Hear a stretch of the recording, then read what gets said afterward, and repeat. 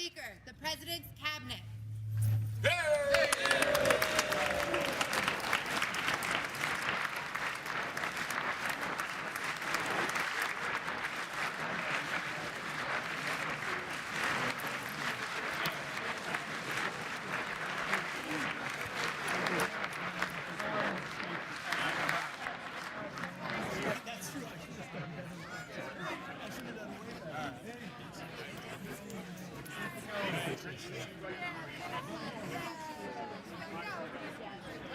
Secretary, can't wait to connect with you. We have so much fun.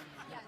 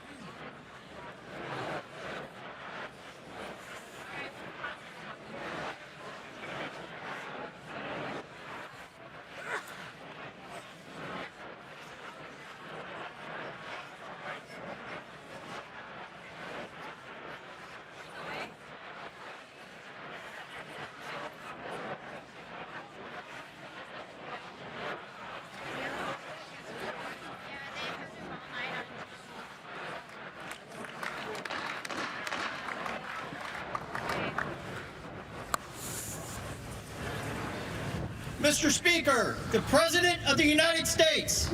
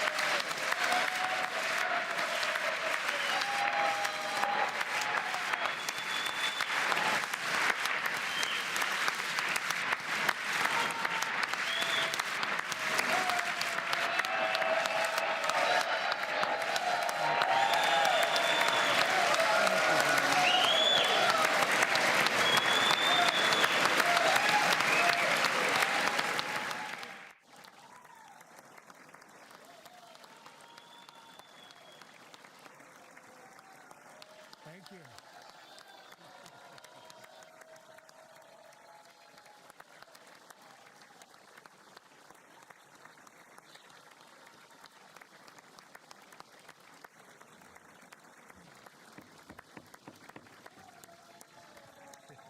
Thank you very much.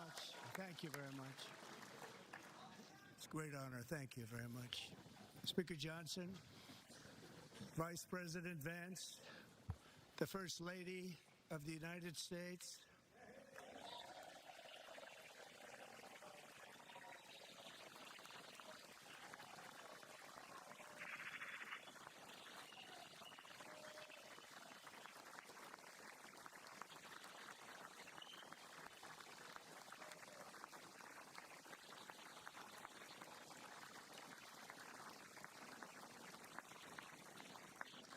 members of the United States Congress, thank you very much.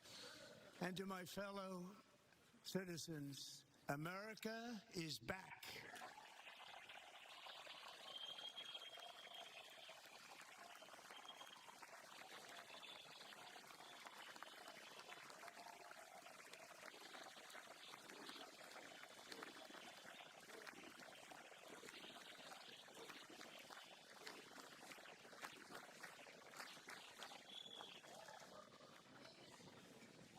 Six weeks ago, I stood beneath the dome of this Capitol and proclaimed the dawn of the golden age of America. From that moment on, it has been nothing but swift and unrelenting action to usher in the greatest and most successful era in the history of our country. We have accomplished more in 43 days than most administrations accomplished in 4 years or 8 years, and we are just getting started.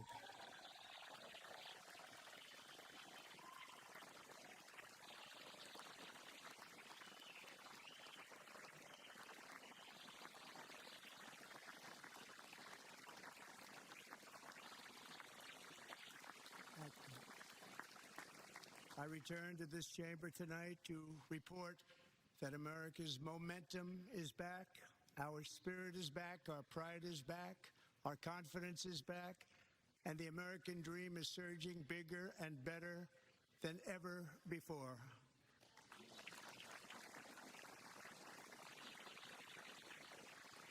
The American dream is unstoppable, and our country is on the verge of a comeback, the likes of which the world has never witnessed and perhaps will never witness again. There's never been anything like it. The presidential election of November 5th was a mandate like has not been seen in many decades. We won all 7 swing states, giving us an electoral college victory of 312 votes.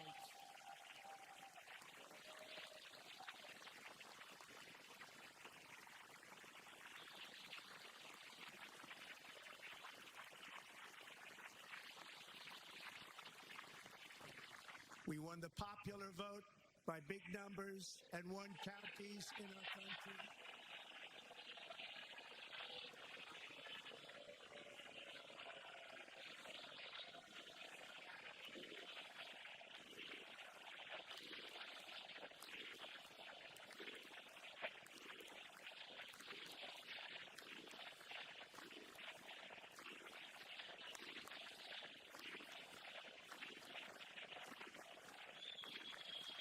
And won counties in our country, 2,700 to 525, on a map that reads almost completely red for Republican.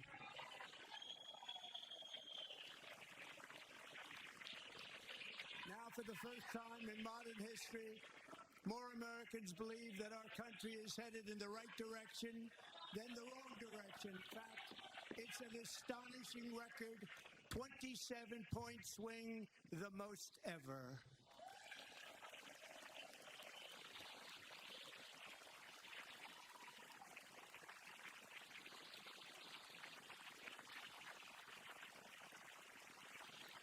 Likewise, Small business optimism saw its single largest one-month gain ever recorded, a 41-point jump.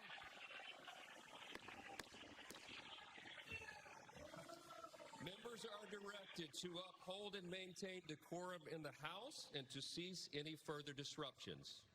That's your warning.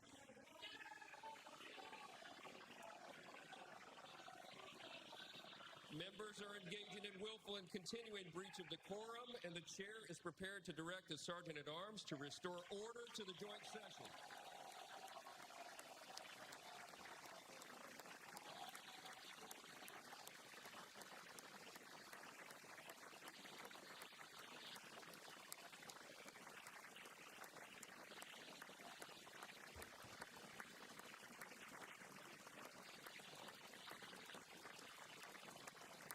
Mr. Green, take your seat. Take your seat, sir. Take your seat. Finding that members continue to engage in willful and concerted disruption of proper decorum, the chair now directs the Sergeant-at-Arms to restore order. Remove this gentleman from the chamber.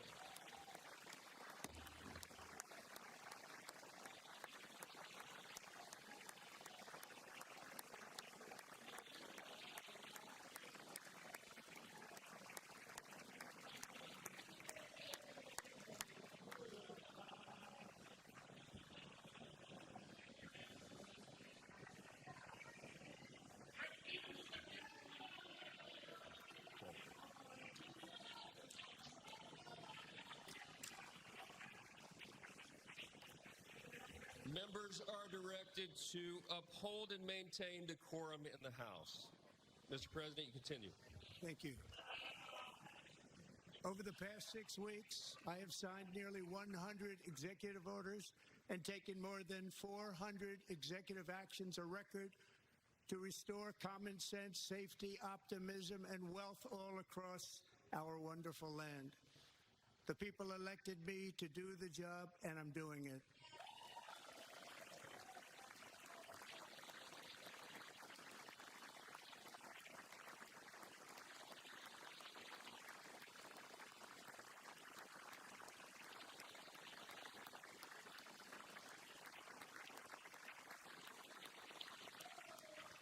In fact, it has been stated by many that the first month of our presidency, it's our presidency, is the most successful in the history of our nation.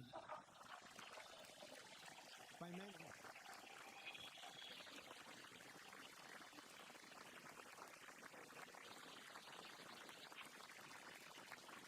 And what makes it even more impressive is that, do you know who number 2 is? George Washington. How about that? How about that? I don't know about that list, but we'll take it. Within hours of taking the oath of office, I declared a national emergency on our southern border, and I deployed the U.S. military and Border Patrol to repel the invasion of our country. And what a job they've done.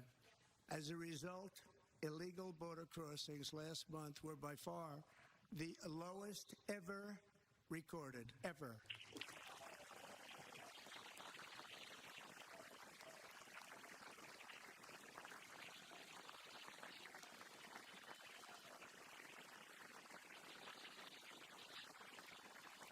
They heard my words and they chose not to come. Much easier that way.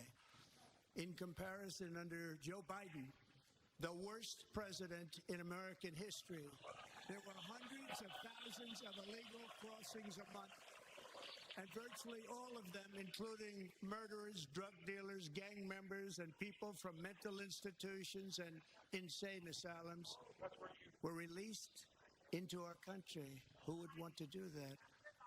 This is my 5th such speech to Congress.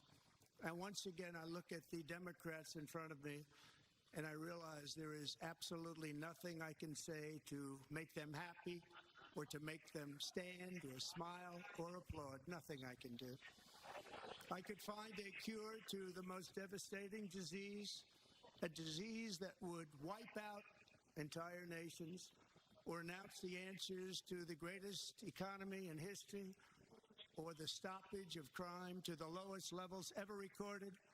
And these people sitting right here will not clap, will not stand, and certainly will not cheer for these astronomical achievements. They won't do it, no matter what. Five times I've been up here.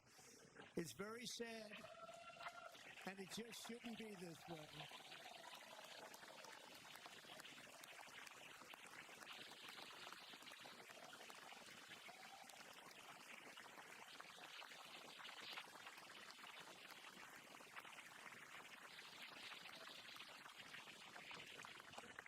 So Democrats sitting before me, for just this one night, why not join us in celebrating so many incredible wins for America? For the good of our nation, let's work together and let's truly make America great again.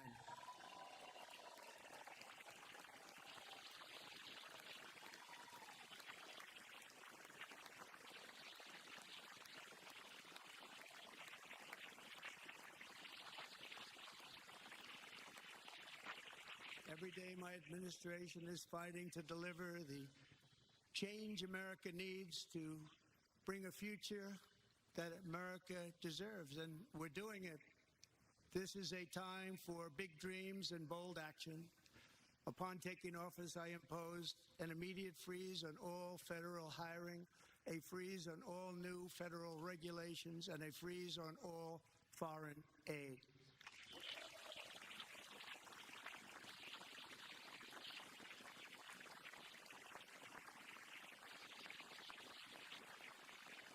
I terminated the ridiculous Green New Scam. I withdrew from the unfair Paris Climate Accord, which was costing us trillions of dollars that other countries were not paying. I withdrew from the corrupt World Health Organization.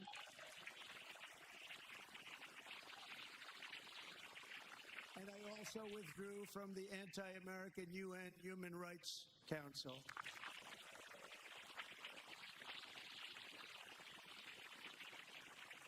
We ended all of Biden's environmental restrictions that were making our country far less safe and totally unaffordable. And importantly, we ended the last administration's insane electric vehicle mandate, saving our auto workers and companies from economic destruction.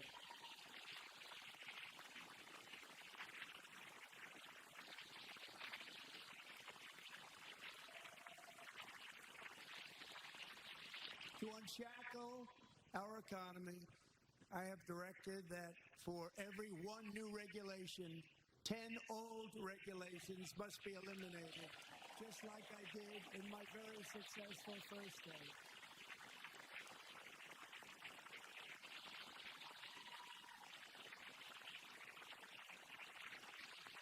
And in that first term, we set records on ending unnecessary rules and regulations like no other president had done before. We ordered all federal workers to return to the office. They will either show up for work in person or be removed from their job.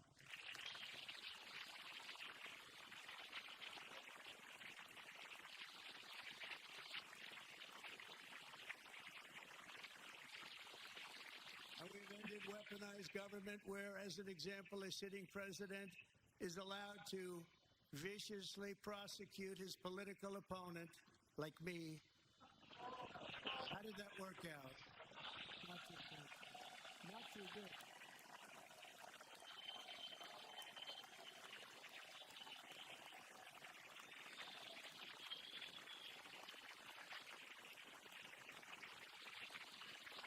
And I've stopped all government censorship and brought back free speech in America. It's back.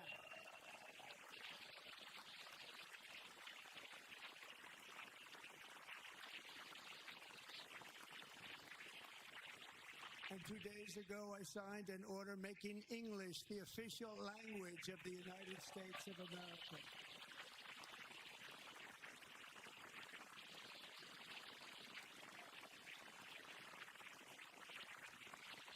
I renamed the Gulf Gulf of Mexico, the Gulf of America.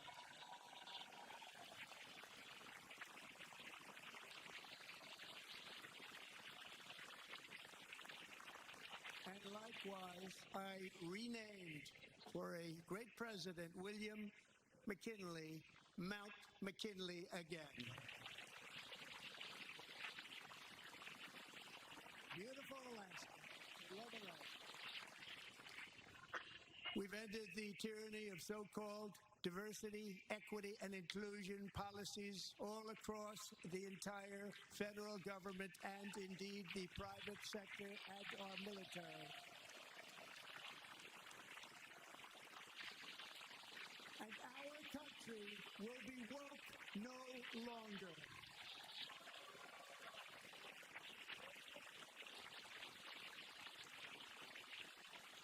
We believe that whether you are a doctor, an accountant, a lawyer, or an air traffic controller, you should be hired and promoted based on skill and competence, not race or gender.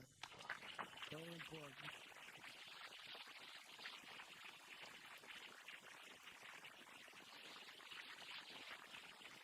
You should be hired based on merit. And the Supreme Court, in a brave and very powerful decision, has allowed us to do so. Thank you. Thank you very much. Thank you. We have removed the poison of critical race theory from our public schools, and I signed an order making it the official policy of the United States government that there are only two genders, male and female.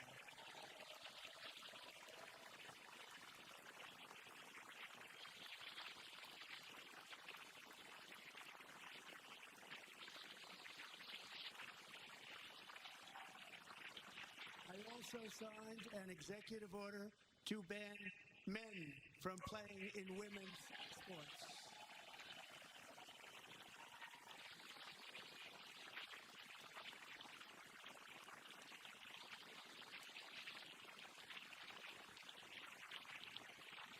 Years ago, Peyton McNabb was an all-star high school athlete, one of the best, preparing for a future in college sports. But when her girls' volleyball match was invaded by a male, he smashed the ball so hard in Peyton's face, causing traumatic brain injury, partially paralyzing her right side, and ending her athletic career. It was a shot like she's never seen before. She's never seen anything like it. Peyton is here tonight in the gallery, and Peyton, from now on, schools will kick the men off the girls' team, or they will lose all federal funding.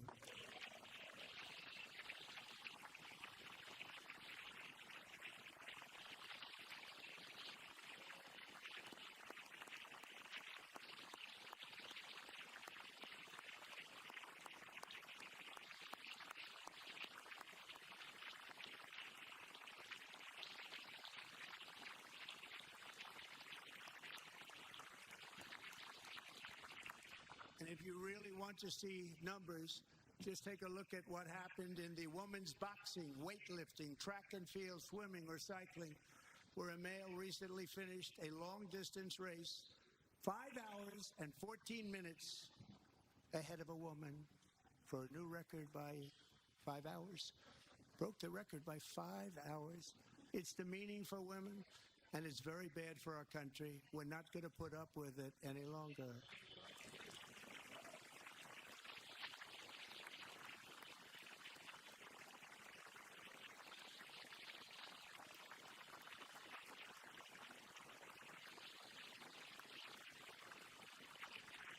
What I have just described is only a small fraction of the common sense revolution that is now, because of us, sweeping the entire world. Common sense has become a common theme, and we will never go back. Never. Never going to let that happen. Among my very highest priorities is to rescue our economy and get dramatic and immediate relief to working families. As you know, we inherited from the last administration an economic catastrophe and an inflation nightmare.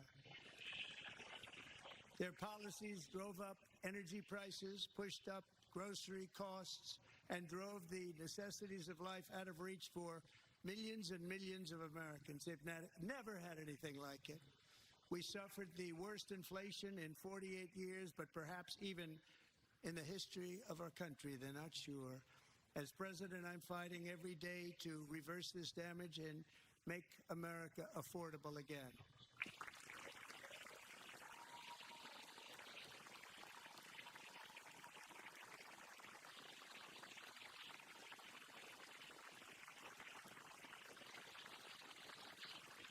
Joe Biden especially let the price of eggs get out of control. The egg price is out of control. And we're working hard to get it back down. Secretary, do a good job on that. You inherited a total mess from the previous administration. Do a good job.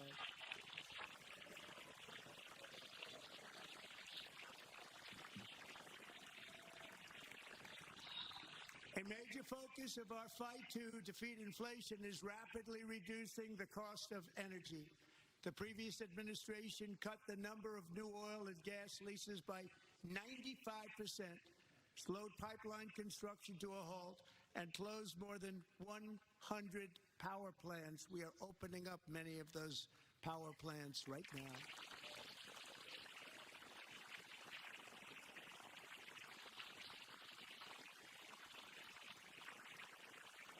And frankly, we have never seen anything like it. That's why on my first day in office, I declared a national energy emergency. As you've heard me say many times, we have more liquid gold under our feet than any nation on earth, and by far. And now I fully authorize the most talented team ever assembled to go and get it. It's called Drill, Baby, Drill.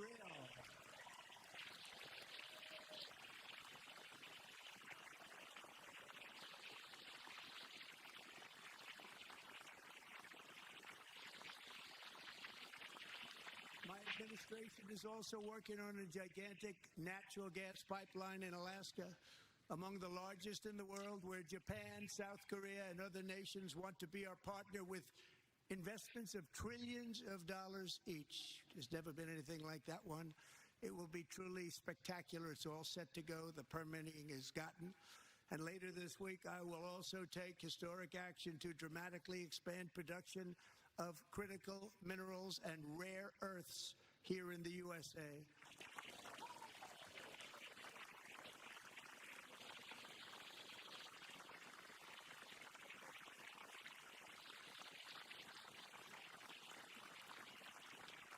To further combat inflation, we will not only be reducing the cost of energy, but will be ending the flagrant waste of taxpayer dollars.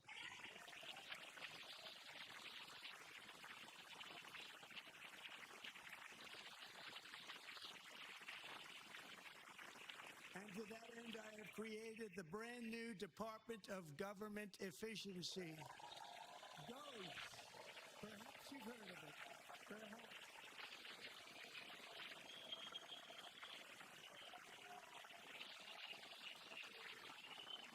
Which is headed by Elon Musk, who is in the gallery tonight.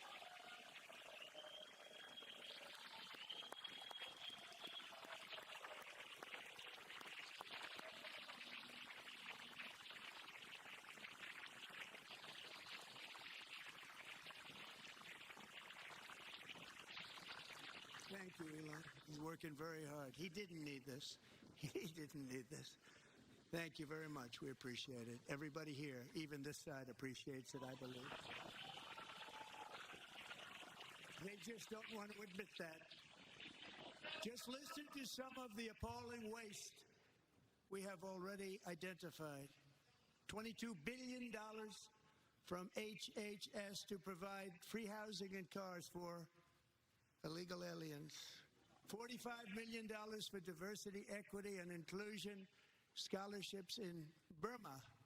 $40 million to improve the social and economic inclusion of sedentary migrants. Nobody knows what that is. $8 million to promote LGBTQI+ in the African nation of Lesotho, which nobody has ever heard of. $60 million for indigenous peoples and Afro-Colombian empowerment in Central America. $60 million. $8 million for making mice transgender. This is real. $32 million for a left-wing propaganda operation in Moldova. $10 million for male circumcision in Mozambique. $20 million for the Arab Sesame Street in the Middle East. It's a program. $20 million for a program. $1.9 billion to recently created Decarbonization of Homes Committee, headed up, and we know she's involved. Just at the last moment, the money was passed over by a woman named Stacey Abrams. Have you ever heard of her? A $3.5 million consulting contract for lavish fish monitoring. $1.5 million for voter confidence in Liberia. $14 million for social cohesion in Mali. $59 million for illegal alien hotel rooms in New York City. He's a real estate developer. He's done very well. $250,000 to increase vegan local climate action innovation in Zambia. $42 million for social and behavior change in Uganda. $14 million for improving public procurement in Serbia. $47 million for improving learning outcomes in Asia. Asia's doing very well with learning. You know what we're doing. Should use it ourselves. And $101 million for DEI contracts at the Department of Education. The most ever paid, nothing even like it. Under the Trump administration, all of these scams, and they're far worse, but I didn't think it was appropriate to talk about them. They're so bad. Many more have been found out and exposed and swiftly terminated by a group of very intelligent, mostly young people, headed up by Elon, and we appreciate it. We found hundreds of billions of dollars of fraud.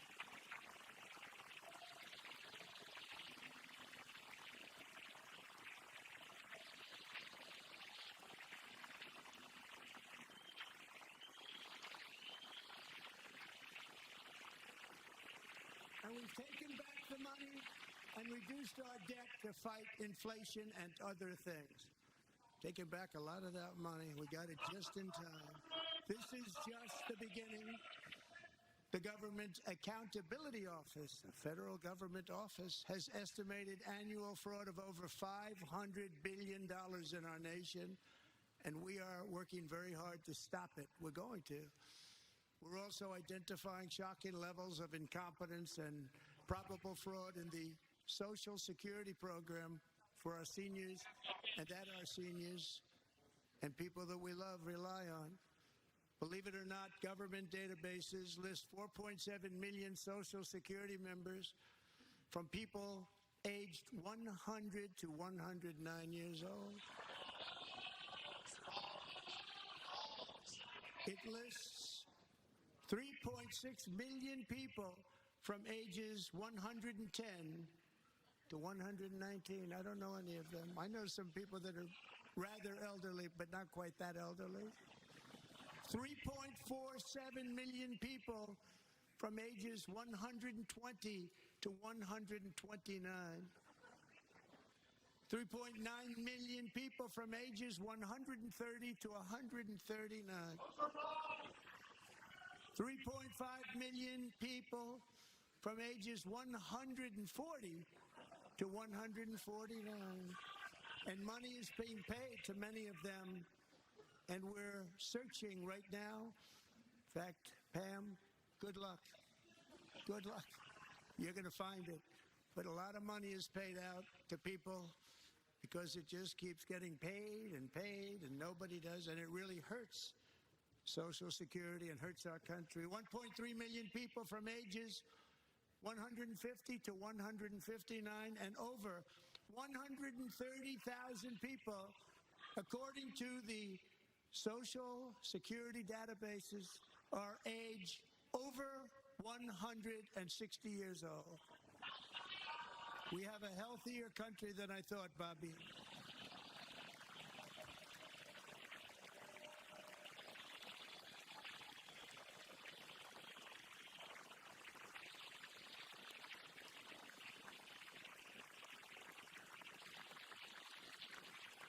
Including, to finish, 1,039 people between the ages of 220 and 229, one person between the age of 240 and 249, and one person is listed at 360 years of age.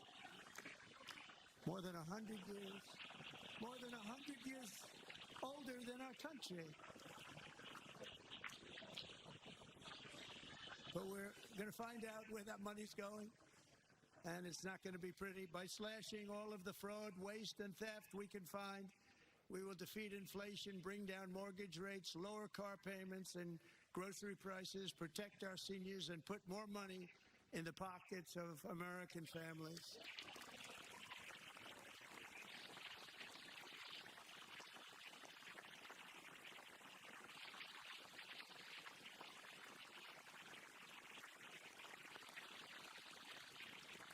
And today, interest rates took a beautiful drop, big, beautiful drop. It's about time. And in the near future, I want to do what has not been done in 24 years, balance the federal budget. We're going to balance it.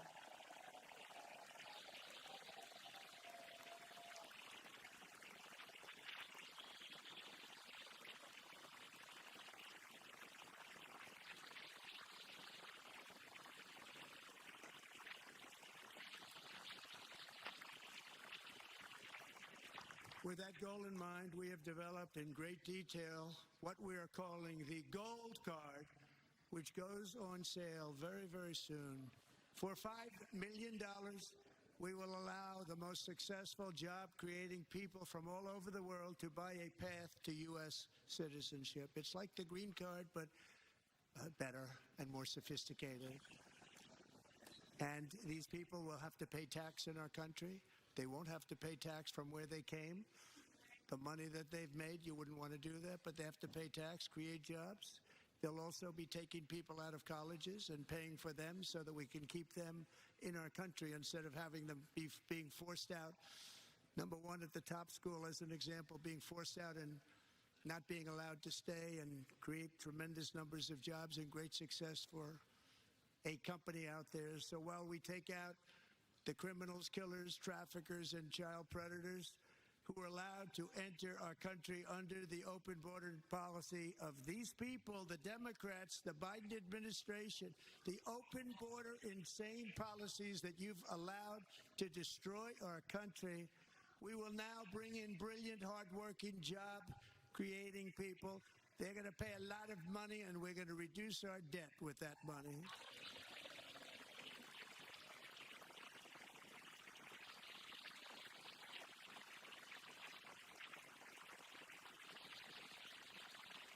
Americans have given us a mandate for bold and profound change.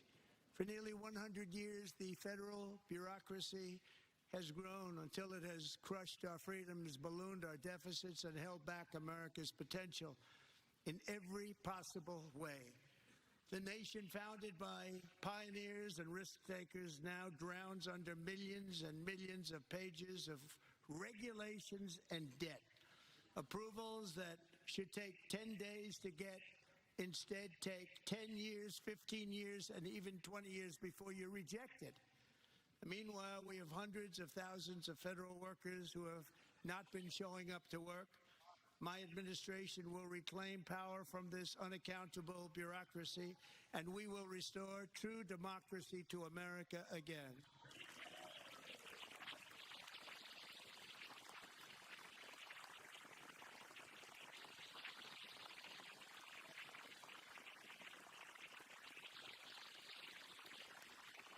federal bureaucrat who resists this change will be removed from office immediately.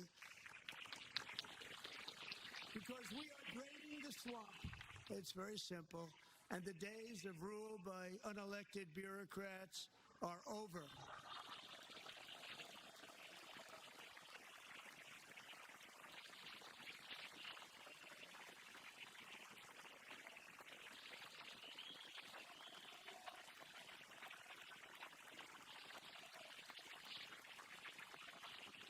And the next phase of our plan to deliver the greatest economy in history is for this Congress to pass tax cuts for everybody. They're in there. They're waiting for you to vote.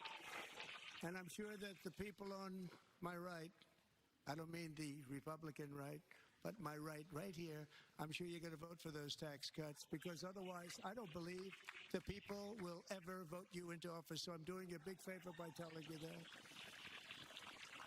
But I know this group is going to be voting for the tax.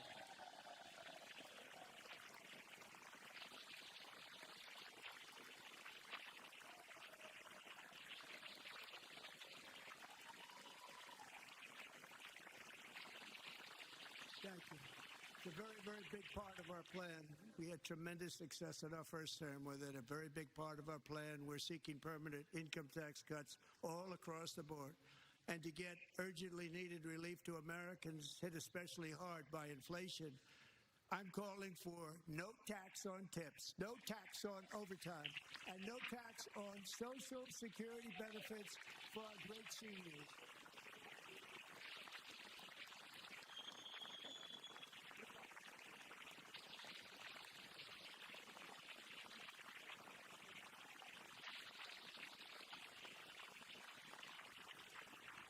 And I also want to make interest payments on car loans tax deductible, but only if the car is made in America.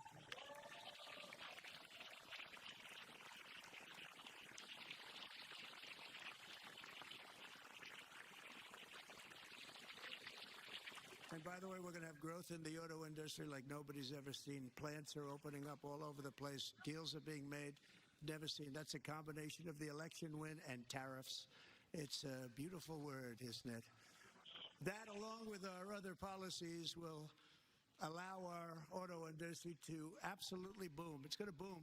Spoke to the majors today, all three, the top people, and they're so excited. In fact, already numerous car companies have announced that they will be building massive automobile plants in America, with Honda just announcing a new plant in Indiana, one of the largest anywhere in the world.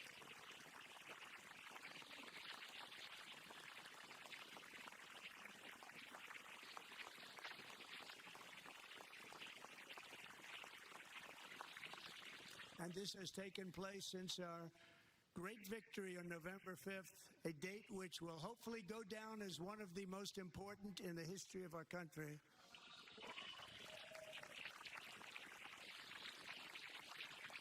In addition, as part of our tax cuts, we want to cut taxes on domestic production and all manufacturing. And just as we did before, we will provide 100% expensing. It will be retroactive to January 20th, 2025. And it was one of the main reasons why our tax cuts were so successful in our first term, giving us the most successful economy in the history of our country. First term. We had a great first term.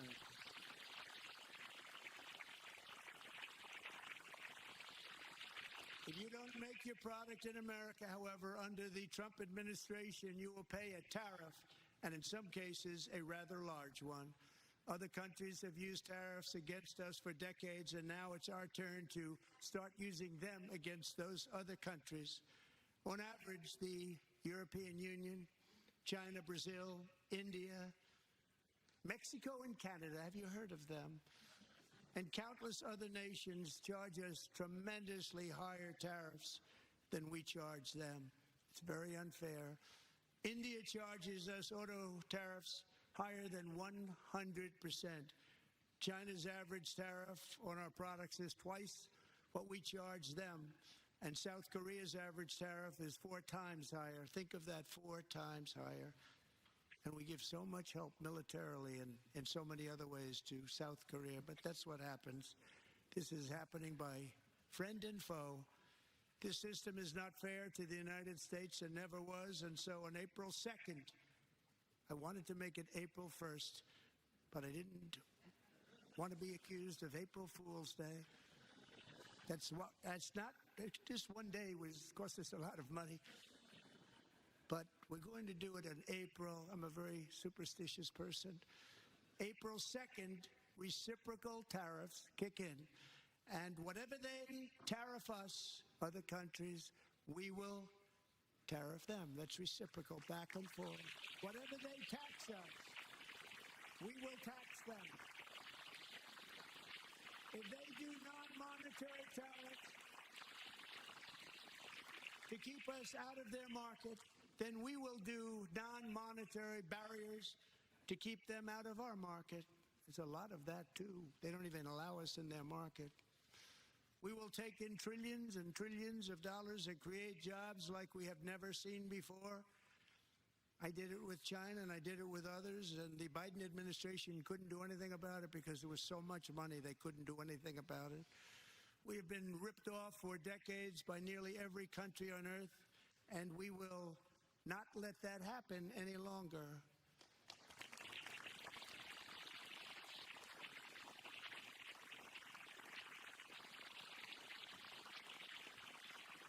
Much has been said over the last 3 months about Mexico and Canada, but we have very large deficits with both of them. But even more importantly, they've allowed fentanyl to come into our country at levels never seen before, killing hundreds of thousands of our citizens and many very young, beautiful people, destroying families.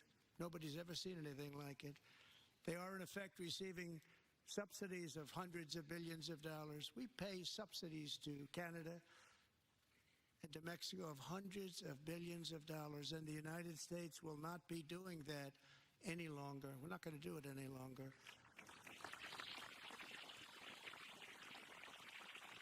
Thanks to our America First policies we're putting into place, we have had $1.7 trillion of new investment in America in just the past few weeks.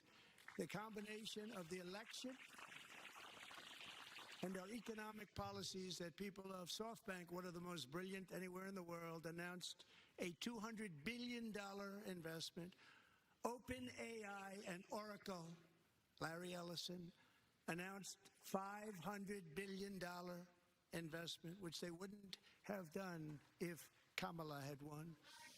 Apple announced $500 billion investment. Tim Cook called me. He said, I cannot spend it fast enough. It's going to be much higher than that, I believe. They'll be building their plants here instead of in China. And just yesterday, Taiwan Semiconductor, the biggest in the world, most powerful in the world, has a tremendous amount, 97% of the market, announced a $165 billion investment to build the most powerful chips on earth right here in the USA.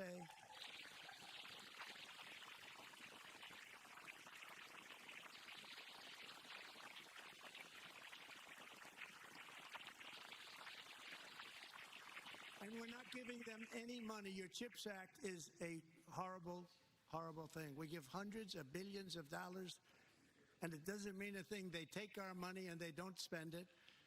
All that meant to them, we're giving them no money. All that was important to them was they didn't want to pay the tariffs, so they came and they're building, and many other companies are coming. We don't have to give them money. We just want to protect our businesses and our people, and they will come because they won't have to pay tariffs if they build in America. So it's very amazing. You should get rid of the CHIP Act, and whatever's left over, Mr. Speaker, you should use it to reduce debt or any other reason you want to.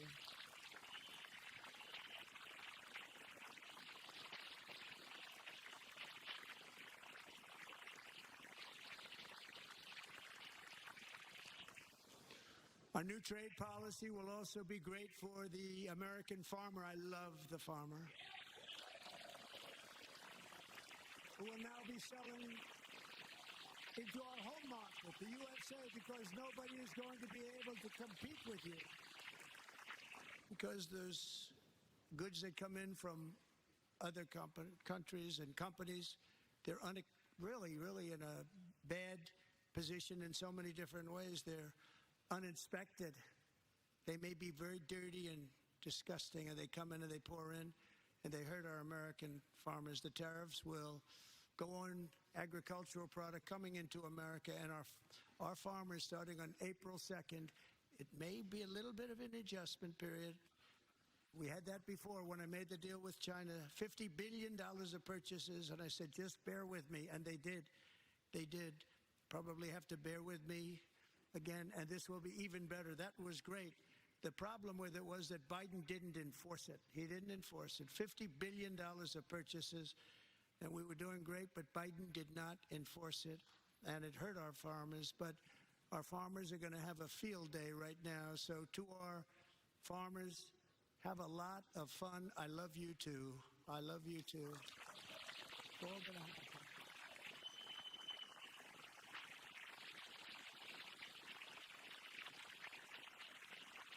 And I have also imposed a 25% tariff on foreign aluminum, copper, lumber, and steel, because if we don't have, as an example, steel and lots of other things, we don't have a military, and frankly, we just won't have a country very long.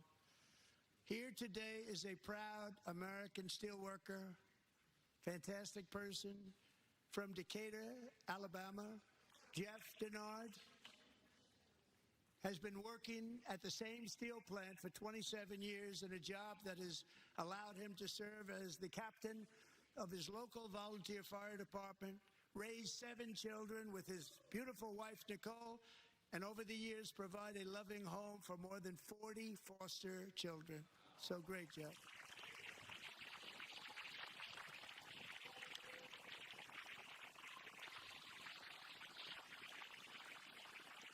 Thank you. Thank you, Jeff.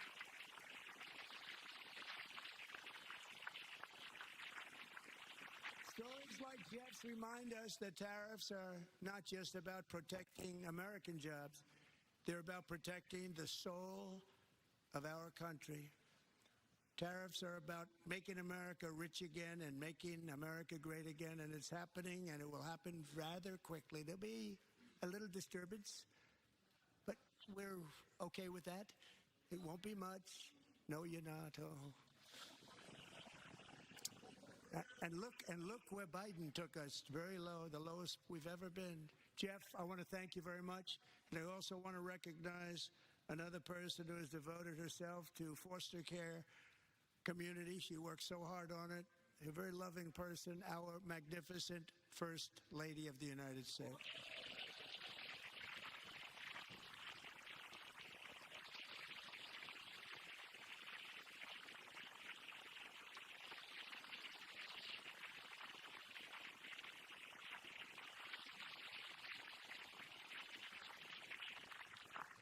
Melania's work has yielded incredible results, helping prepare our nation's future leaders as they enter the workforce. Our First Lady is joined by 2 impressive young women, very impressive. Haley Ferguson, who benefited from the First Lady's Fostering the Future initiative and is poised to complete her education and become a teacher. And Elliston Berry, who became a victim of an illicit deepfake image produced by a peer. With Elliston's help, the Senate just passed the Take It Down Act, and this is so important. Thank you very much, John. John Thune, thank you. Stand up, John. Thank you, John.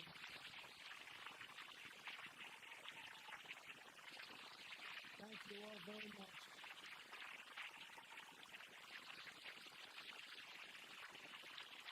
Thank you. And thank you to John Thune and the Senate. Great job.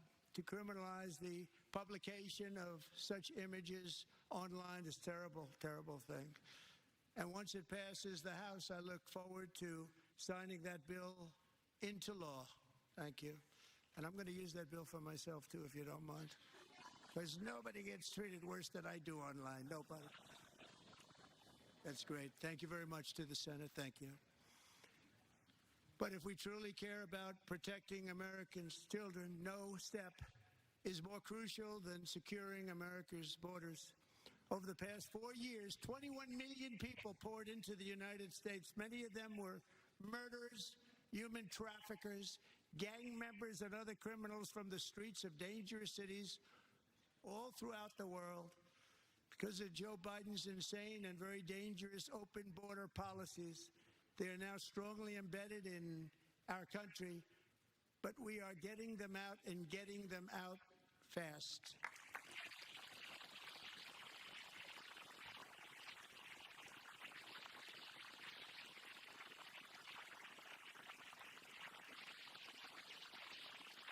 And I want to thank Tom Holman and Christy. I want to thank you and Paul of Border Patrol. I want to thank you. What a job they've all done. Everybody, Border Patrol, ICE, well, law enforcement in general is incredible. We have to take care of our law enforcement. Have to.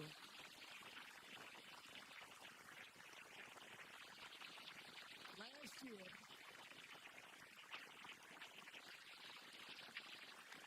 a brilliant 22-year-old nursing student named Laken Riley, the best in her class, admired by everybody, went out for a jog on the campus of the University of Georgia.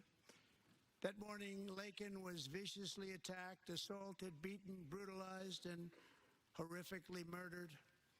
Laken was stolen from us by a savage illegal alien gang member who was arrested while trespassing across Biden's open southern border and then set loose into the United States under the heartless policies of that failed administration. It was indeed a failed administration.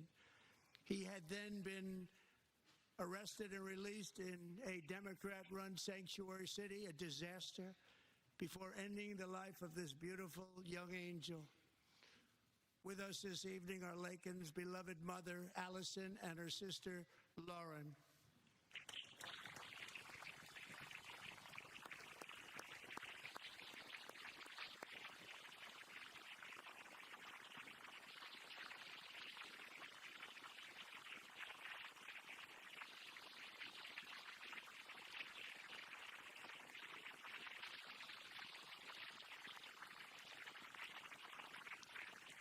Last year, I told Laken's grieving parents that we would ensure their daughter would not have died in vain. That's why the very first bill I signed into law as your 47th president mandates the detention of all dangerous criminal aliens who threaten public safety. It's a very strong, powerful act.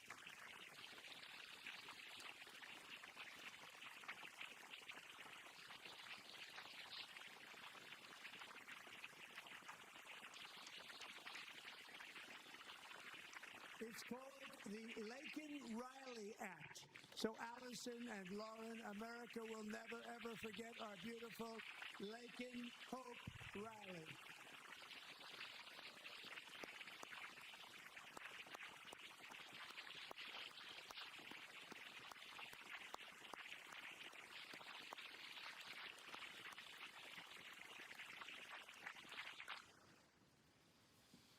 Thank you very much. Since taking office, my administration has launched the most sweeping border and immigration crackdown in American history, and we quickly achieved the lowest numbers of illegal border crossers ever recorded. Thank you.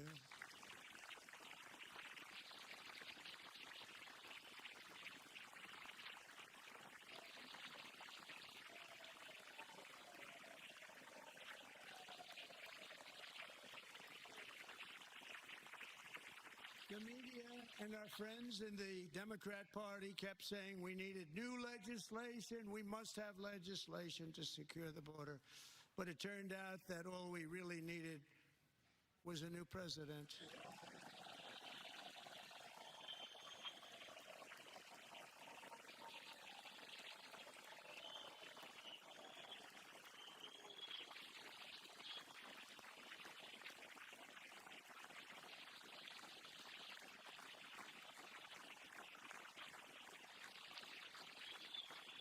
Thank you. Joe Biden didn't just open our borders, he flew illegal aliens over them to overwhelm our schools, hospitals, and communities throughout the country. Entire towns like Aurora, Colorado, and Springfield, Ohio, buckled under the weight of the migrant occupation and corruption like nobody's ever seen before. Beautiful towns destroyed. Now, just as I promised in my inaugural address, we are achieving the great liberation of America.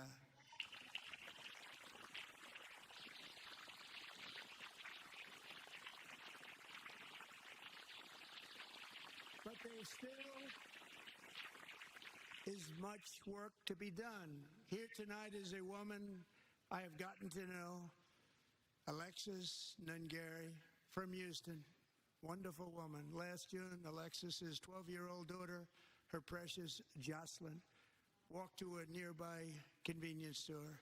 She was kidnapped, tied up, assaulted for 2 hours under a bridge, and horrifically murdered. Arrested and charged with this heinous crime are 2 illegal alien monsters from Venezuela, released into America by the last administration through their ridiculous open border. The death of this beautiful 12-year-old girl and the agony of her mother and family touched our entire nation greatly. Alexis, I promised that we would always remember your daughter, your magnificent daughter, and earlier tonight I signed an order keeping my word to you. One thing I have learned about Jocelyn is that she loved animals so much. She loved nature. Across Galveston Bay, from where Jocelyn lived in Houston, you will find a magnificent national wildlife refuge, a pristine, peaceful, 34,000-acre sanctuary for all of God's creatures on the edge of the Gulf of America. Alexis, moments ago, I formally renamed that refuge in loving memory of your beautiful daughter, Jocelyn. So, Mr. Vice President, if you would, may I have the order?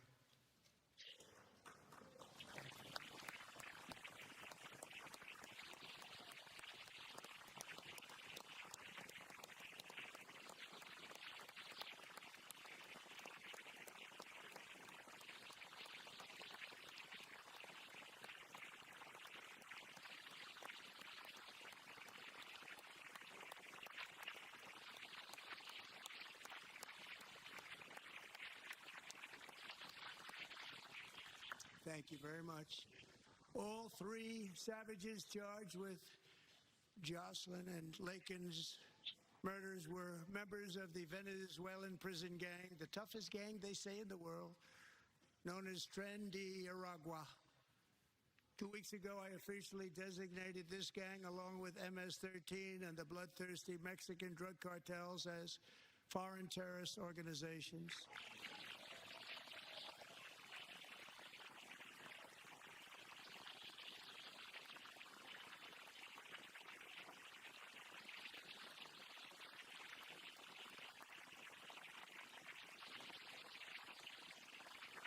They are now officially in the same category as ISIS, and that's not good for them. Countless thousands of these terrorists were welcomed into the U.S. by the Biden administration. But now every last one will be rounded up and forcibly removed from our country, or, if they're too dangerous, put in jails, standing trial in this country, because we don't want them to come back ever. With us this evening is a warrior on the front lines of that battle, Border Patrol Agent Roberto Ortiz. Great guy.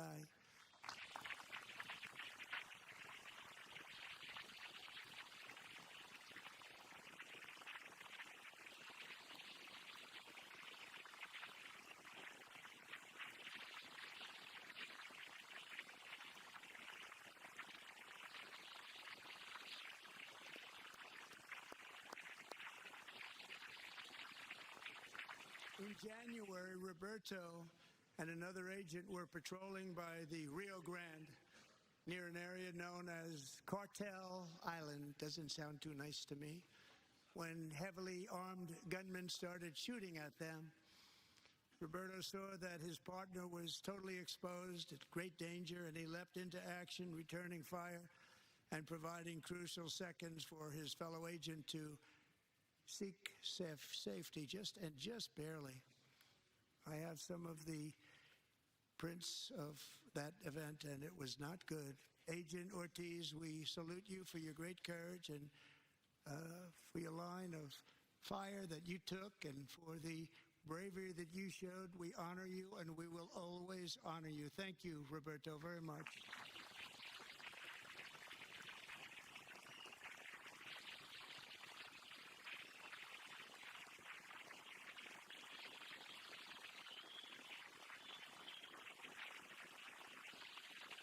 Thank you, Roberto.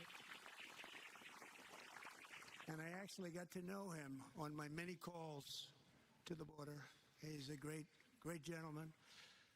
The territory to the immediate south of our border is now dominated entirely by criminal cartels that murder, rape, torture, and exercise total control. They have total control over a whole nation, posing a grave threat to our national security. The cartels are waging war in America, and it's time for America to wage war on the cartels, which we are doing.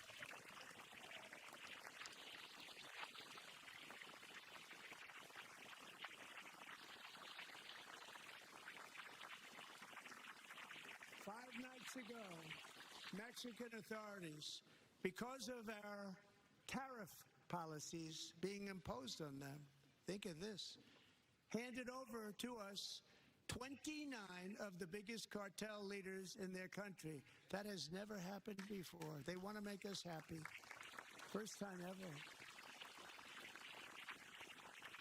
But we need Mexico and Canada to do much more than they've done, and they have to stop the fentanyl and drugs pouring into the USA. They're going to stop it. I have sent Congress a detailed funding request laying out exactly how we will eliminate these threats to protect our homeland and complete the largest deportation operation in American history, larger even than current record holder President Dwight D. Eisenhower, a moderate man, but someone who believed very strongly in borders.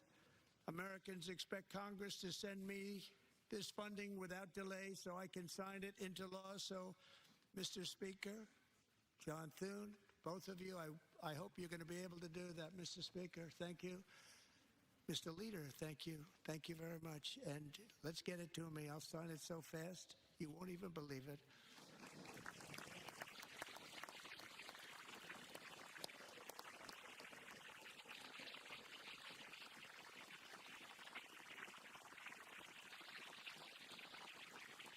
And as we reclaim our sovereignty, we must also bring back law and order to our cities and towns.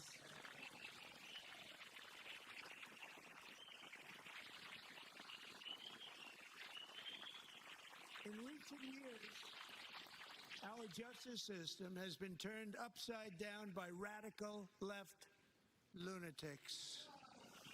Many jurisdictions virtually ceased enforcing the law against dangerous repeat offenders while weaponizing law enforcement against political opponents like me. My administration has acted swiftly and decisively to restore fair, equal, and impartial justice under the constitutional rule of law, starting at the FBI and the DOJ. Pam, good luck. Cash, wherever you may be, good luck.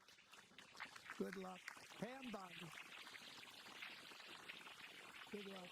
So important. Going to do a great job. Cash, thank you. Thank you, Cash.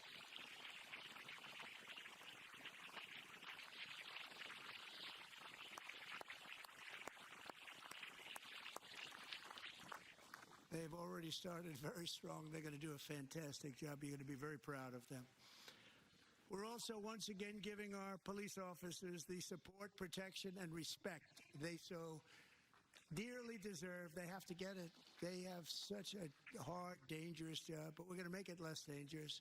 The problem is the bad guys don't respect the law, but they're starting to respect it, and they soon will respect it. This also includes our great fire departments throughout the country. Our firemen and women are unbelievable people, and we'll never forget them.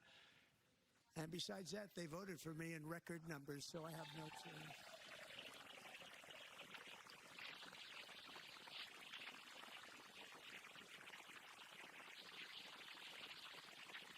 One year ago this month, 31-year-old New York police officer Jonathan Diller, unbelievably wonderful person and a great officer, was gunned down at a traffic stop on Long Island. I went to his funeral. The vicious criminal charged with his murder had 21 prior arrests, and they were rough arrests, too. He was a real bad one. The thug in the seat next to him had 14 prior arrests and went by the name of Killer. He was Killer. He killed other people, they say, a lot of them. I attended Officer Diller's service, and when I met his wife and one-year-old son, Ryan, it was very inspirational, actually. His widow's name is Stephanie, and she is here tonight. Stephanie, thank you very much, Stephanie. Thank you very much.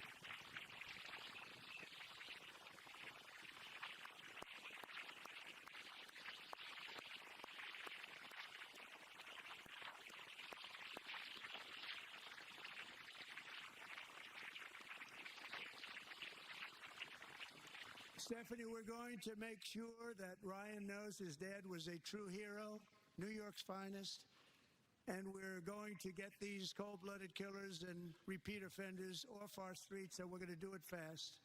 Got to stop it. They get out with 28 arrests. They push people into subway trains.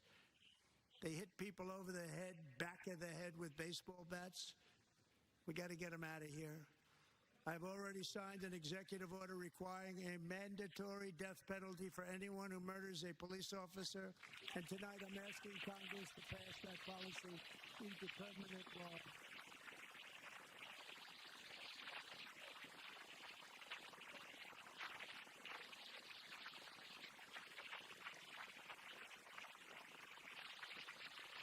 I'm also asking for a new crime bill getting tough on repeat offenders while enhancing protections for America's police officers so they can do their jobs without fear of their lives being totally destroyed. They don't want to be killed. We're not going to let them be killed. Joining us in the gallery tonight is a young man who truly loves our police. His name is DJ Daniel. He is 13 years old, and he has always dreamed of becoming a police officer.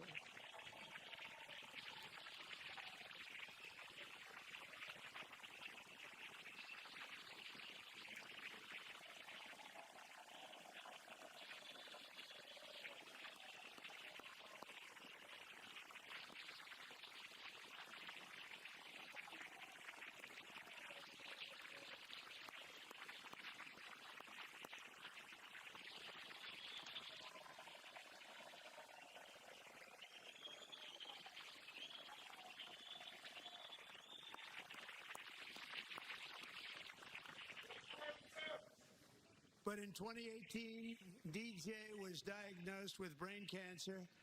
The doctors gave him 5 months at most to live. That was more than 6 years ago.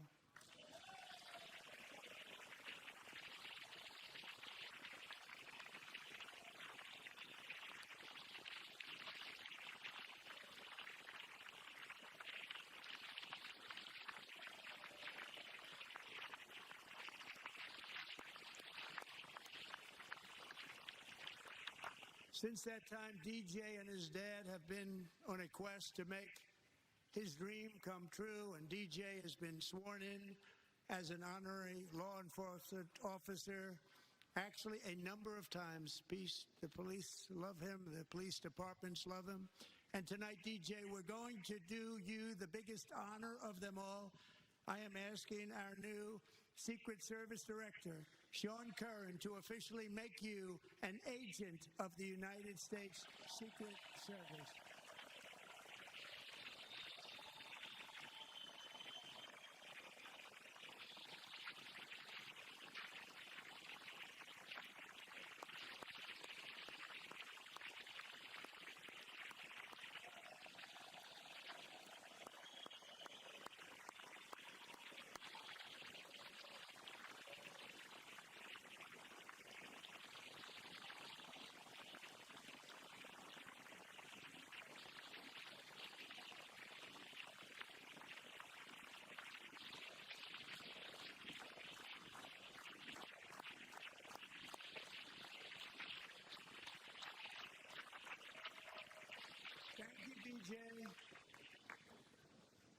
DJ's doctors believe his cancer likely came from a chemical he was exposed to when he was younger. Since 1975, rates of child cancer have increased by more than 40%. Reversing this trend is one of the top priorities for our new presidential commission to make America healthy again, chaired by our new Secretary of Health and Human Services, Robert F. Kennedy, Jr.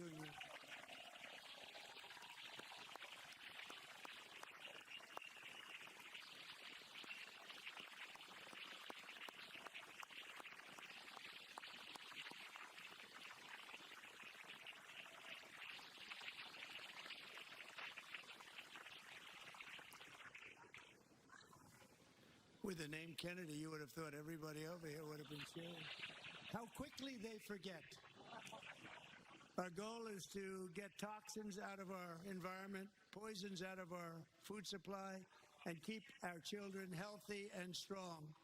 As an example, not long ago, and you can't even believe these numbers, 1 in 10,000 children had autism, 1 in 10,000. And now it's 1 in 36. There's something wrong. 1 in 36. Think of that. So we're going to find out what it is, and there's nobody better than Bobby and all of the people that are working with you. You have the best to figure out what is going on. Okay, Bobby, good luck. It's a very important job. Thank you.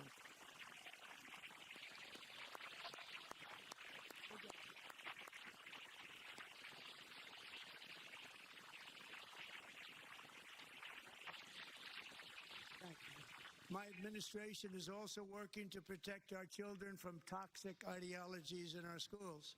A few years ago, January, Littlejohn and her husband discovered that their daughter's school had secretly socially transitioned their 13-year-old little girl. Teachers and administrators conspired to deceive January and her husband while encouraging her daughter to use a new name and pronouns.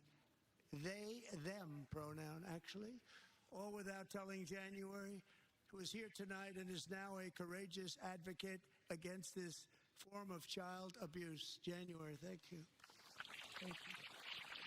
Thank you very much.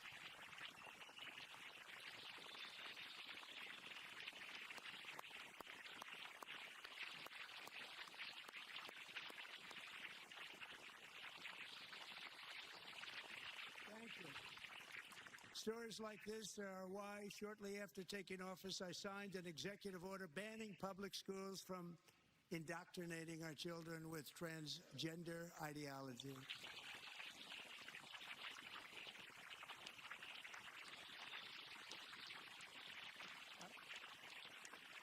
I also signed an order to cut off all taxpayer funding to any institution that engages in the sexual mutilation of our youth.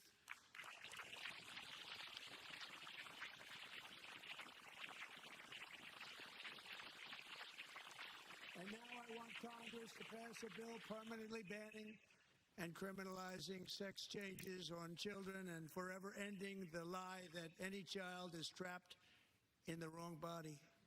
This is a big lie.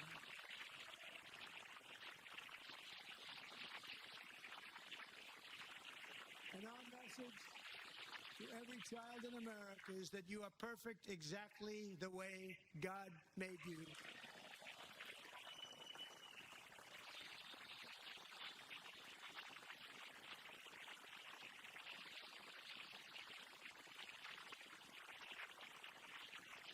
Because we're getting wokeness out of our schools and out of our military, and it's already out, and it's out of our society. We don't want it.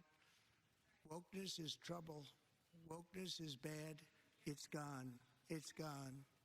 And we feel so much better for it, don't we? Don't we feel better? Our service members won't be activists and ideologues. They will be fighters and warriors. They will fight for our country. And Pete, congratulations. Secretary of Defense, congratulations.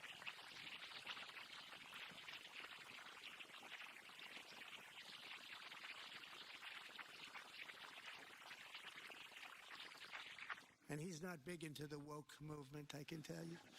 I know him well. I am pleased to report that in January, the U.S. Army had its single best recruiting month in 15 years, and that all armed services are having among the best recruiting results ever in the history of our services. What a difference.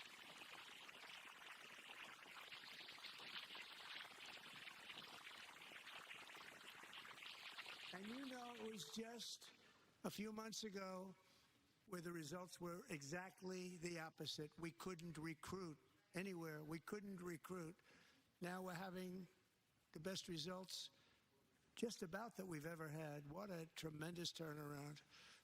It's really a beautiful thing to see. People love our country again. It's very simple.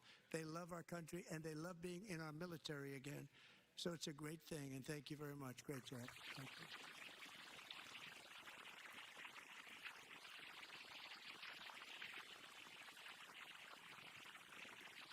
We're joined tonight by a young man, Jason Hartley, who knows the weight of that call of duty. Jason's father, grandfather, and great-grandfather all wore the uniform. Jason tragically lost his dad, who was also a Los Angeles County Sheriff's deputy when he was just a boy, and now he wants to carry on the family legacy of service. Jason is a senior in high school, a six-letter varsity athlete, a really good athlete, they say, a brilliant student with a 4.46, that's good, GPA. And his greatest dream is to attend the U.S. Military Academy at West Point.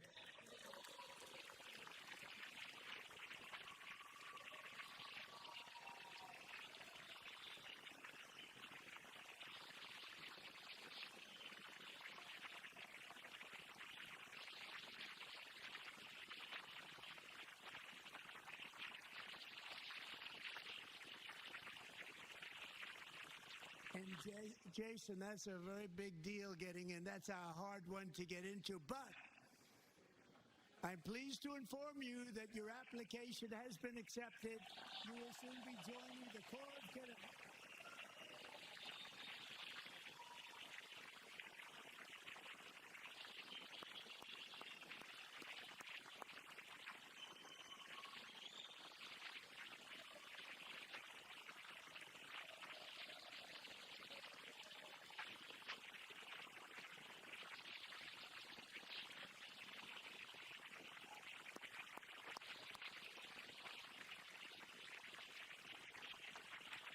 Thank you. Jason, you're going to be on the long gray line, Jason.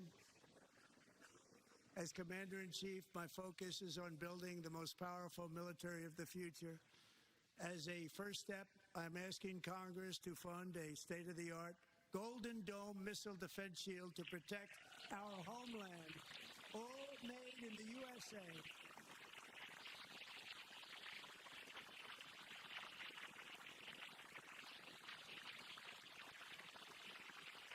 Ronald Reagan wanted to do it long ago, but the technology just wasn't there, not even close. But now we have the technology. It's incredible, actually. And other places they have it. Israel has it. Other places have it. And the United States should have it too, right, Tim, right? They should have it too. So I want to thank you. But it's a very, very important. This is a very dangerous world. We should have it. We want to be protected, and we're going to protect our citizens like never before. To boost our defense industrial base, we are also going to resurrect the American shipbuilding industry, including commercial shipbuilding and military shipbuilding.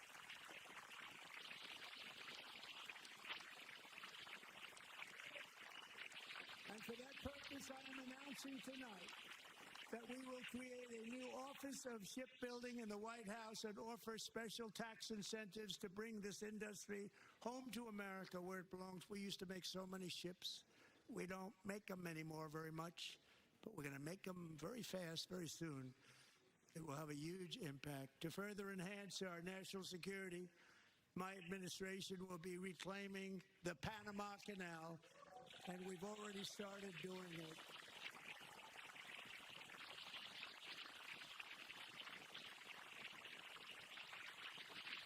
Just today, a large large American company announced they are buying both ports around the Panama Canal and lots of other things having to do with the Panama Canal and a couple of other canals.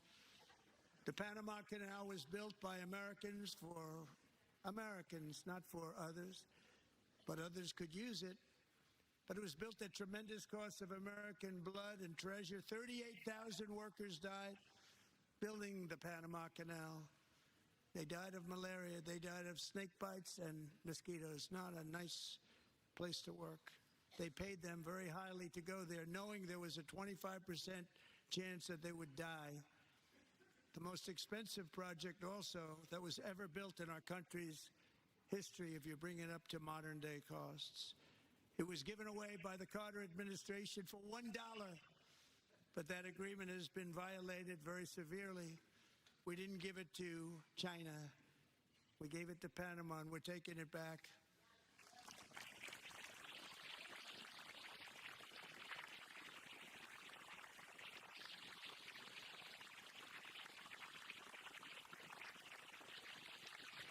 Now we have Marco Rubio in charge. Good luck, Marco. Now, we know who to blame if anything goes wrong. Marco's been amazing, and he's going to do a great job. Think of it. He got 100 votes. You know, he was approved with actually 99, but the 100th was this gentleman, and I feel very certain. So let's assume he got 100 votes, and I'm either very, very happy about that or I'm very concerned about it. But he's already proven. I mean, he's a great gentleman. He's respected by everybody, and we appreciate you voting for Marco. He's going to do a fantastic job. Thank you. Thank you. He's doing a great job. Great job. And I also have a message tonight for the incredible people of Greenland. We strongly support your right to determine your own future. And if you choose, we welcome you into the United States of America. We need Greenland for national security and even international security, and we're working with everybody involved to try and get it. But we need it really for international world security, and I think we're going to get it. One way or the other, we're going to get it. We will keep you safe. We will make you rich, and together we will take Greenland to heights like you have never thought possible before. It's a very small population, but very, very large piece of land and very, very important for military security. America is once again standing strong against the forces of radical Islamic terrorism.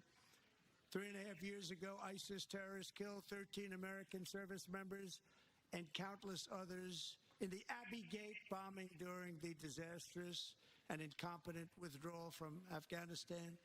Not that they were withdrawing, it was the way they withdrew. Perhaps the most embarrassing moment in the history of our country. Tonight I am pleased to announce that we have just apprehended the top terrorist responsible for that atrocity, and he is right now on his way here to face the swift sword of American justice.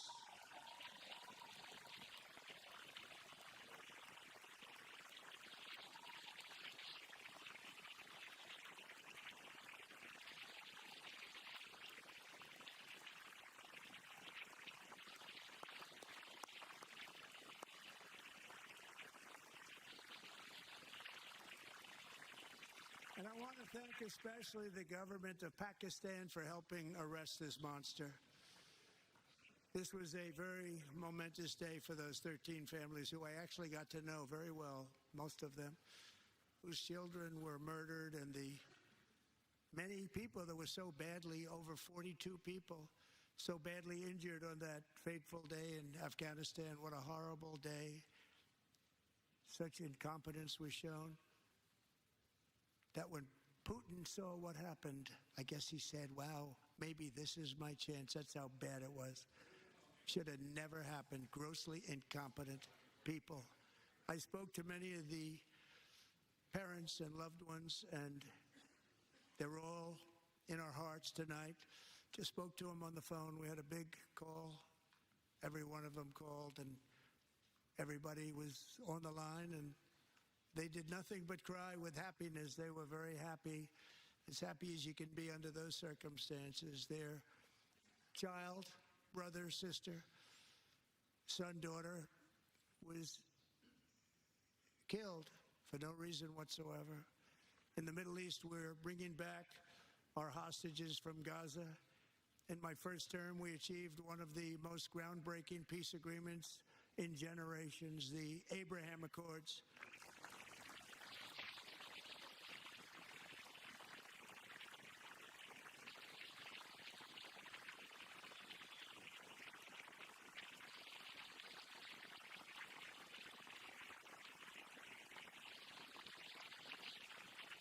And now we're going to build on that foundation to create a more peaceful and prosperous future for the entire region. A lot of things are happening in the Middle East. People have been talking about that so much lately with everything going on with Ukraine and Russia.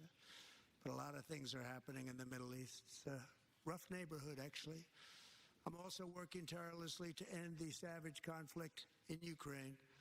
Millions of Ukrainians and Russians have been needlessly killed or wounded in this horrific and brutal conflict with no end in sight. The United States has sent hundreds of billions of dollars to support Ukraine's defense with no security, with no anything.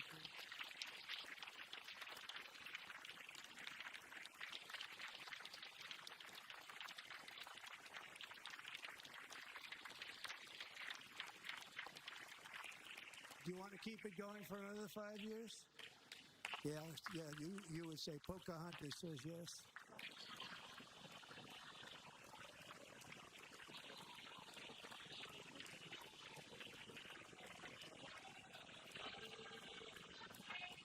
$2,000 people are being killed every single week. More than that. They're Russian young people. They're Ukrainian young people. They're not Americans. But I want it to stop. Meanwhile, Europe has sadly spent more money buying Russian oil and gas than they have spent on defending Ukraine, by far. Think of that. They've spent more buying Russian oil and gas than they have defending.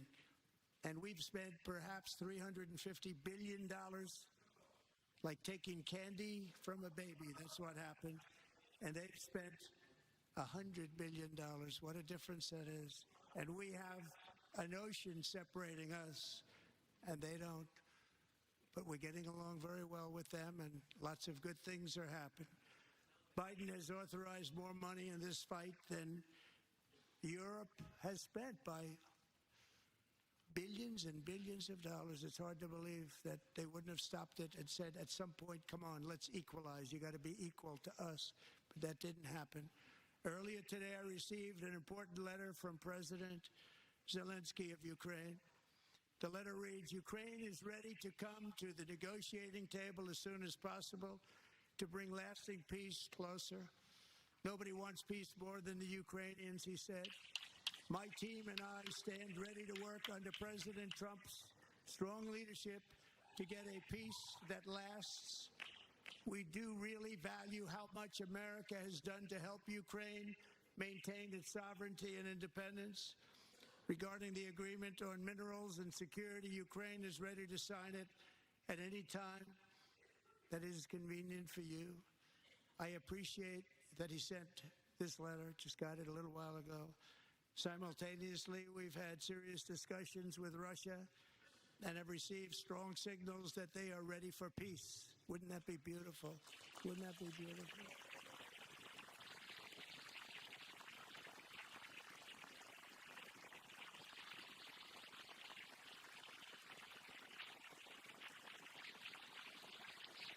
Wouldn't that be beautiful?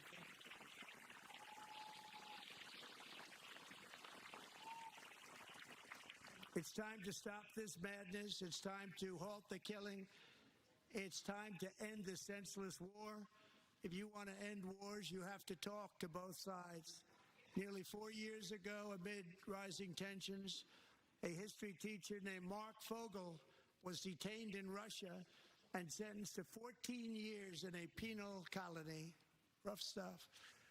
The previous administration barely lifted a finger to help him. They knew he was innocent, but they had no idea where to begin.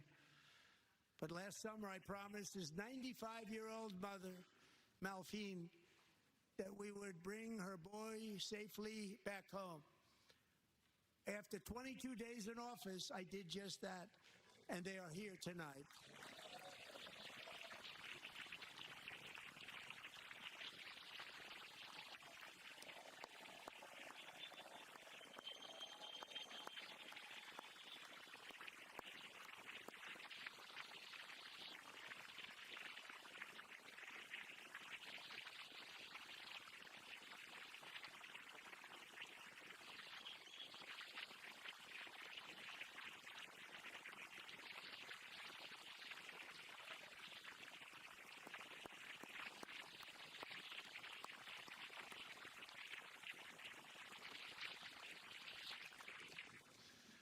To Mark and his great mom, we are delighted to have you safe and sound and with us. As fate would have it, Mark Fogel was born in a small rural town in Butler, Pennsylvania. Have you heard of it? Where his mother has lived for the past 78 years. I just happened to go there last July 13th for a rally. That was not pleasant. And that is where I met his beautiful mom right before I walked onto that stage. And I told her I would not forget what she said about her son. And I never did I? Never forgot. Less than 10 minutes later, at that same rally, gunfire rang out, and a sick and deranged assassin unloaded 8 bullets from his sniper's perch into a crowd of many thousands of people. My life was saved by a fraction of an inch, but some were not so lucky. Corey Comparator was a firefighter, a veteran, a Christian, a husband, a devoted father, and above all, a protector. When the sound of gunshots pierced the air, it was a horrible sound. Corey knew instantly what it was and what to do. He threw himself on top of his wife and daughters and shielded them from the bullets with his own body. Corey was hit really hard. You know the story from there. He sacrificed his life to save theirs. 2 others, very fine people, were also seriously hit. But thankfully, with the help of 2 great country doctors, we thought they were gone and they were saved. So those doctors had great talent. We're joined by Corey's wife, Helen, who was his high school sweetheart, and their 2 beloved daughters, Allison and Kaylee. Thank you.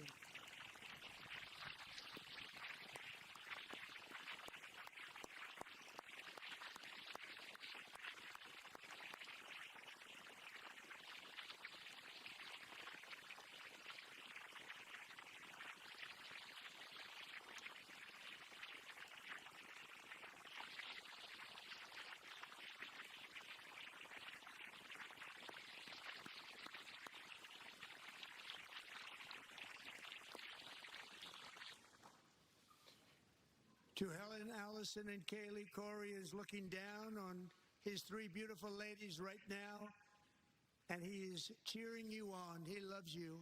He is cheering you on. Corey was taken from us much too soon, but his destiny was to leave us all with a shining example of the selfless devotion of a true American patriot.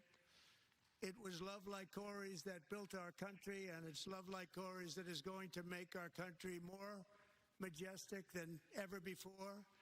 I believe that my life was saved that day in Butler for a very good reason. I was saved by God to make America great again. I believe that.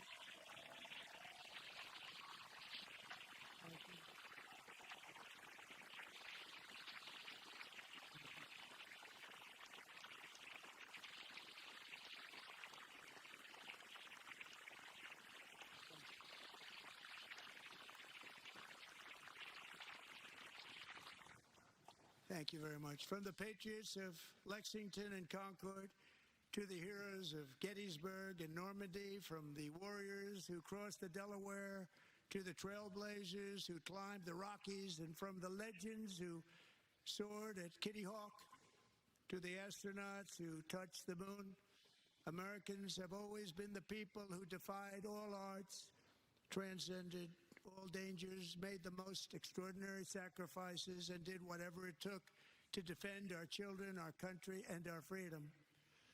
And as we have seen in this chamber tonight, that same strength, faith, love, and spirit is still alive and thriving in the hearts of the American people. Despite the best efforts of those who would try to censor us, silence us, break us, destroy us, Americans are today a proud, free, sovereign, and independent nation that will always be free, and we will fight for it till death. We will never let anything happen to our beloved country, because we are a country of doers, dreamers, fighters, and survivors. Our ancestors crossed a vast ocean, strode into the unknown wilderness, and carved their fortunes from the rock and soil of a perilous and very dangerous frontier. They chased our destiny across a boundless continent. They built the railroads, laid the highways, and graced the world with American marvels like the Empire State Building, the mighty Hoover Dam, and the towering Golden Gate Bridge. They lit the world with electricity, broke free of the force of gravity, fired up the engines of American industry, vanquished the communists, fascists, and Marxists all over the world, and gave us countless modern wonders sculptured out of iron, glass, and steel.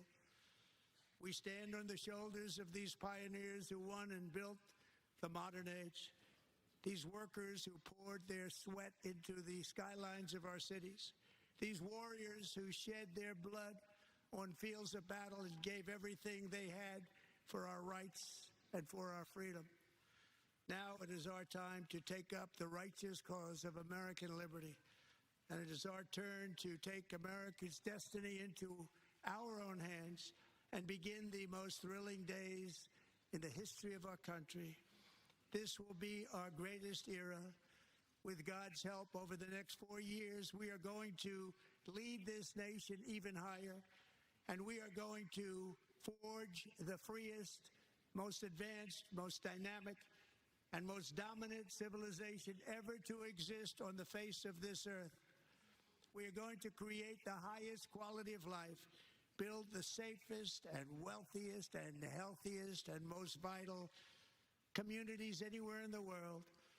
We are going to conquer the vast frontiers of science, and we are going to lead humanity into space and plant the American flag on the planet Mars and even far beyond.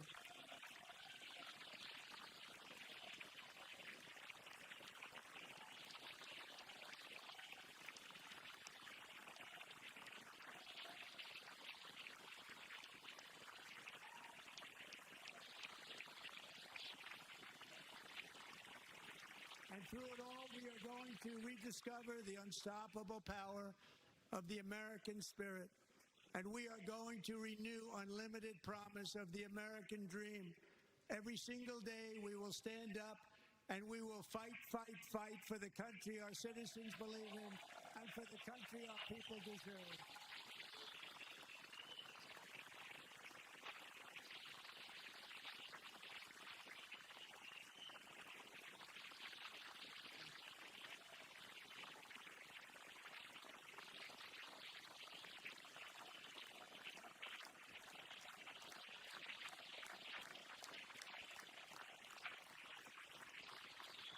My fellow Americans, get ready for an incredible future, because the golden age of America has only just begun.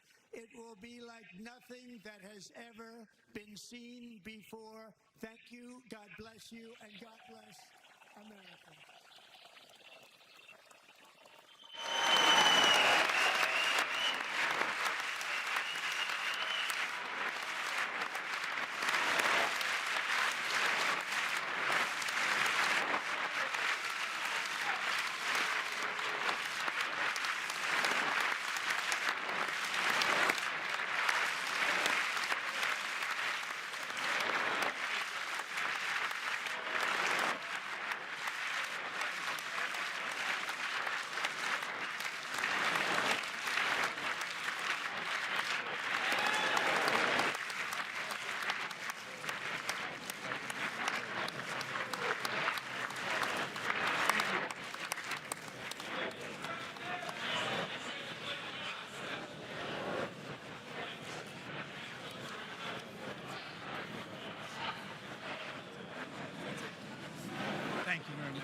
Straight on.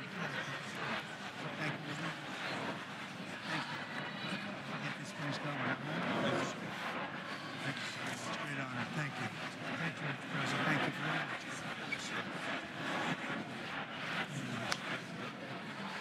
Thank you very much. Appreciate it.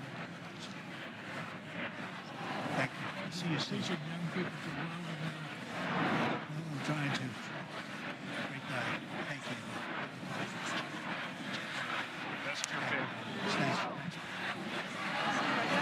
Thank you very much. Appreciate it. Thank you again. Thank you again. Don't forget. So good. That's good. So good, sir. That's terrific, Mr. Really good. It's really outstanding. Thanks. Thank you. Yes, sir. Thank you. John, Mr. President. Thank you. Not just great.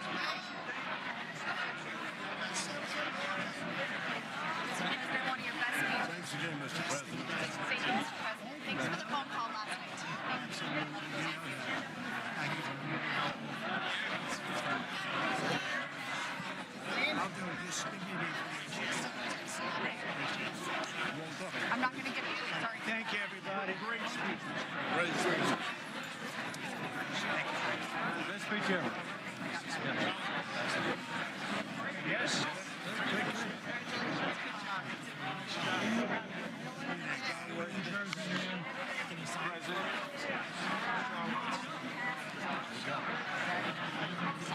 President Roger Williams, thanks for the call. I love Roger Williams. Thank you. You don't have to introduce yourself. Thank you, sir. Mr. President. I know you better than you do, Roger. So much. It's my great baseball player. America Good is- job. Great job you're doing. America is back. Thank you so much, Mr. President. Pennsylvania anytime, sir. They stood for Thank you all. They stood for another country, not our country. That was phenomenal. It's hard to believe, isn't it? That was fantastic, sir. That was Thank you very much. President, good job, Mr. President. Great speech.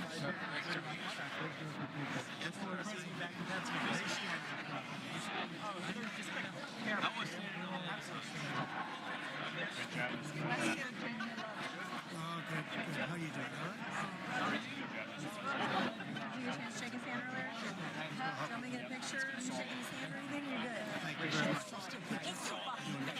Let's do violence.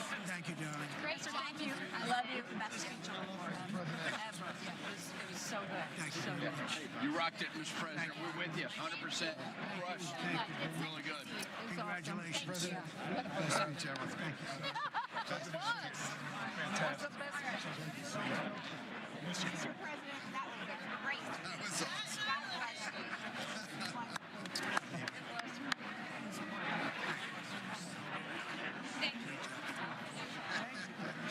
Great job. Let's go. Get down to that. You get down. Good luck. Thank you. It's so great. It's Thank you, everybody. Good job. Thank you for mentioning God needs to help us. Thank you. It's true. Mr. President. Thank you. Great speech. Great speech. Thanks for taking my call. Good luck. Yeah. My man. Thank you for standing You strong. really triggered those people. Tremendous, Mr. President. Thank Somebody you. did. Thank you so much. Thanks for the beneficial ownership end this week. That Oh, was yeah. Thanks for mentioning farmers. Well, we love our farmers. Thank you. Thank you, Mr. President. You earned this night. Thank you very much. I appreciate it. What time? Thank you, man. Proud of you. Thank you, Mr. President. Thank you. Great again, President. Thank you. I did indeed. You better believe it. Very well done, Good sir. endorsement. President, home run. Thank you very much. You killed it. Thank you, Mr. President. Thank you, everybody. You did great.